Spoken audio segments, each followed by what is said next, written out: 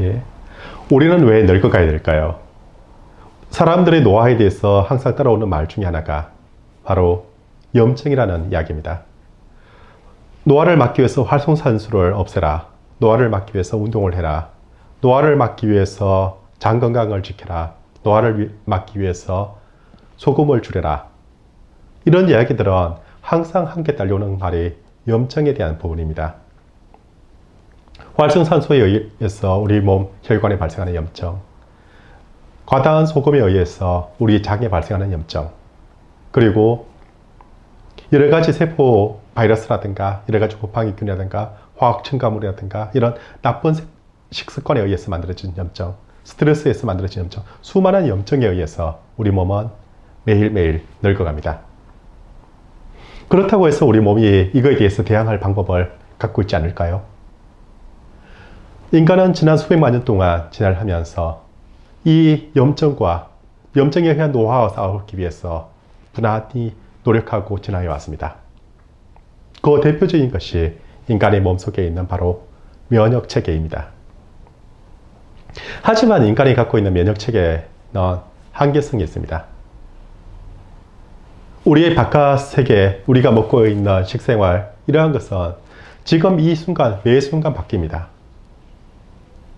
우리가 집에서 부모님이 차려주는 밥상을 먹을 때와 다르게 여행을 하거나 외식을 하거나 사람들 만나거나 하면서 수없이 우리의 식단은 바뀝니다.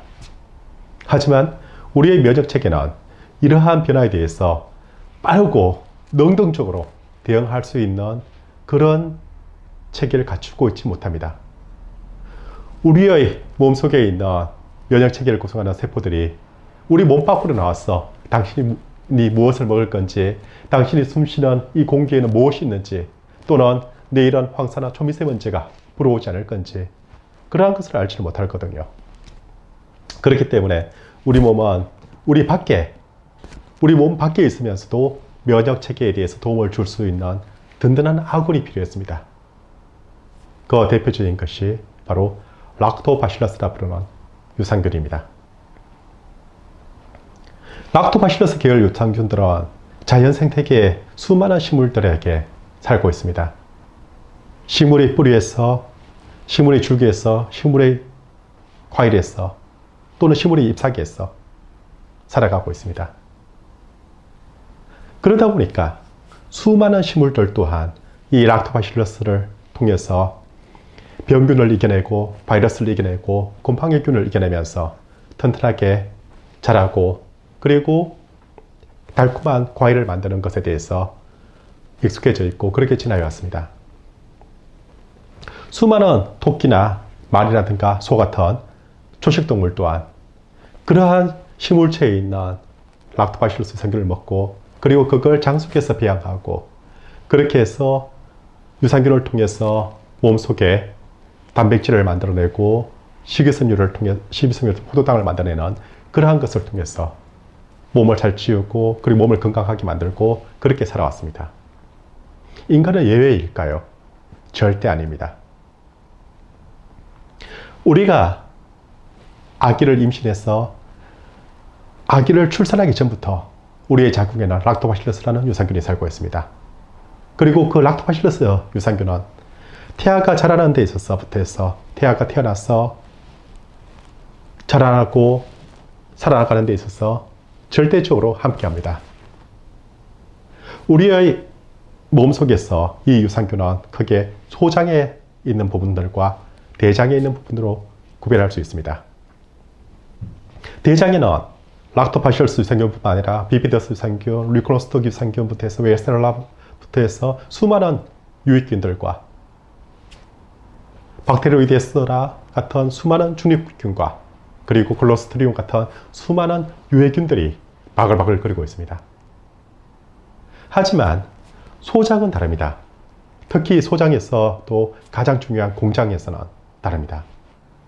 우리 인체는 그곳에는 모든 미생물에 대해서 허용하고 있지 않습니다.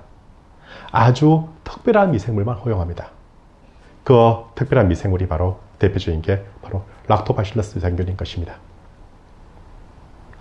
어떻게 하면은 우리 몸에서 이 락토바실러스 세균을 잘 관리할 것이냐. 이것은 인간의 노화에 대해서 굉장히 중요한 문제입니다.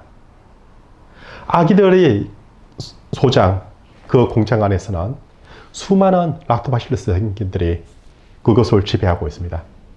하지만 아기가 이유식을 하게 되면서 또 아기가 더 자라면서 소장에 있는 공장 안에 있던 락토바실러스의 숫자와 비율은 줄어들어갑니다. 그 비율이 줄어들어가면서 인간은 사춘기를 겪게 되고 그리고 결혼 정년기를 거친 후에 갱년기를 거치게 되고 또 노인이 되고 때로는 치매 환자가 되기도 합니다. 그 과정에서 이 락토바실러스 세균의 비율과 인간의 노화는 아주 밀접하게 연동되고 있다는 것을 우리는 알 수가 있습니다. 그런데 그렇다고 하면 어떻게 우리는 락토바실러스 세균을 좀 더 효율적으로 우리의 소장에 있게끔 할 수 있을까요? 어머니에게서 받았는 그 유산균들만 버틸 수 있을까요? 그거는 힘듭니다. 그렇기 때문에 자연 생태계에 있는 모든 동물들은 식물에 있는 락토바실러스 세균을 정식시키고 그걸 자기 몸속으로 받아들이는 걸 통해서 부족한 유산균을 계속 채워가고 있습니다.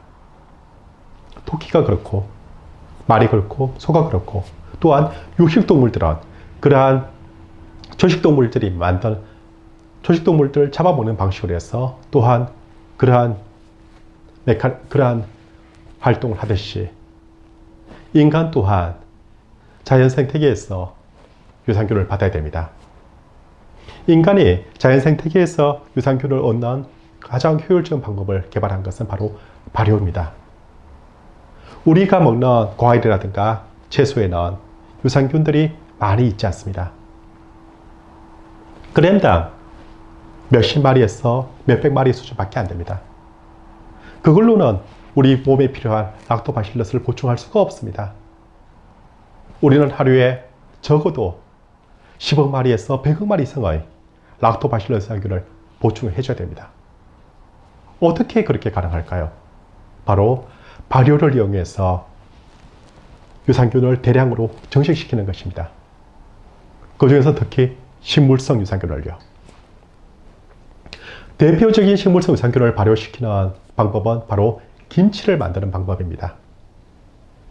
그런데 일반적인 김치는 씌어지기 전까지 대부분 류코노스톡 유산균이라든가 웹셀라 유산균들을 지배를 받습니다.